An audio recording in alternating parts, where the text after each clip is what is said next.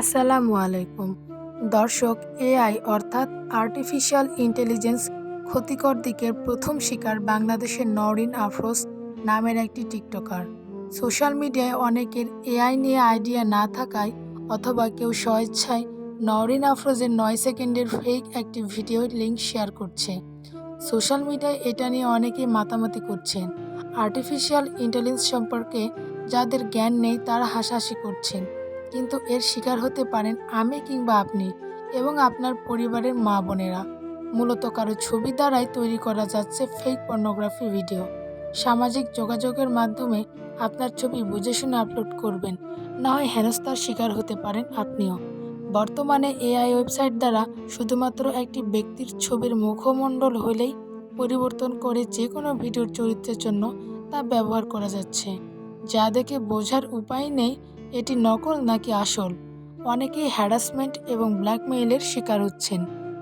দিন দিন সামাজিক যোগাযোগ মাধ্যম যেভাবে মানুষের হাতের কাছে সবকিছু এনে দিচ্ছে, ঠিক একইভাবে এই সামাজিক যোগাযোগ মাধ্যম অনেকেরই জীবন ফেলছে হুমকির মুখে। তাই সোশ্যাল মিডিয়ায় সাবধানতা অবলম্বন করুন। কি আপলোড দিবেন আর কি আপলোড দিবেন না তার সম্পূর্ণ আপনার পার্সোনাল ম্যাটার। আমার ব্যক্তিগত মতামতে সোশ্যাল মিডিয়ায় ছবি আপলোড না করাই উত্তম। সোশ্যাল মিডিয়ায় সন্দেহজনক কিছু দেখলে আইনের আশ্রয় নিন। নওরিন আফরোজের ভিডিও কতটুকু সত্য, আসুন তার মুখ থেকে জেনে নেওয়া যাক। হ্যালো এভরিওয়ান, আসসালামু আলাইকুম। আই হোপ আপনারা সবাই অনেক বেশি ভালো আছেন। তো সকাল থেকে আমি একটা জিনিস অনেক বেশি ফেস করে যাচ্ছি, স্টিল যাচ্ছি। আমি জানি এটা কয়েক সপ্তাহ আমার এগুলো ফেস করা লাগবে, বাট আমি আপনাদের সাথে একটা জিনিস ক্লিয়ার করতে আসছি। এই যে আপনারা সকাল থেকে আমার কমেন্ট সেকশন, আমার ফেসবুক, পার্সোনাল ফেসবুক পেজ, আমার পার্সোনাল আইডি, আমার বিজনেস পেজ, আমার ইনস্টাগ্রাম, টিকটক, সব জায়গায়, সব প্ল্যাটফর্মে যে আপনারা এই যে লিঙ্ক বের হয়েছে, লিঙ্ক এই সেই মানে যেটাই হোক না কেন, ভিডিওটা কি সত্যি আমি? একটু মাথা খাটা দেখবেন, আসলে কি আমি? ফার্স্ট অফ অল, যারা আমাকে সামনাসামনি দেখেছে বা যারা আমাকে চেনে জানে, তারা খুব ভালো মতোই জানে জিনিসটা ওই জিনিসে ওই জায়গায় আমি ওটা না। আমার ওটা করার প্রয়োজনও নাই। ইভেন আমার ওরকম বাথরুমও নেই, যেটা আপনাদের বলেছেন, অনেকেই কমেন্ট করেছেন যে বাথরুমে গিয়ে এই ভিডিও করার কি দরকার ছিল।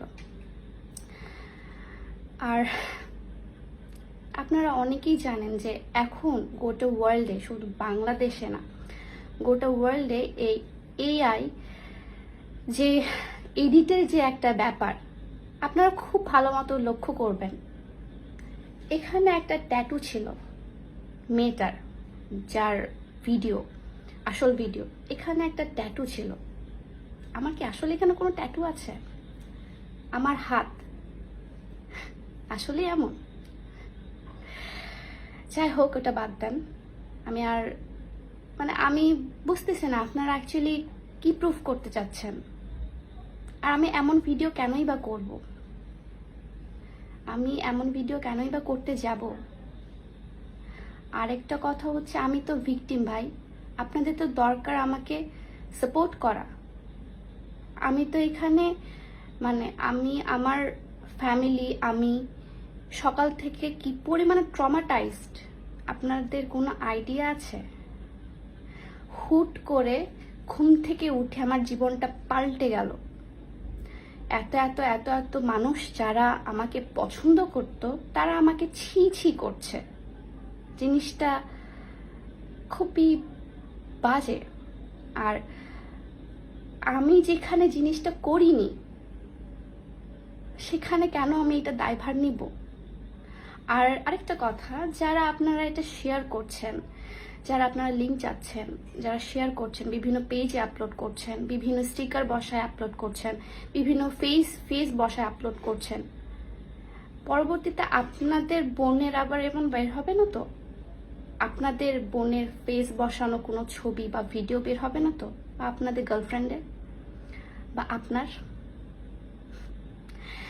বউয়েরও হতে পারে, ইভেন আপনার মায়েরও হতে পারে। So be careful.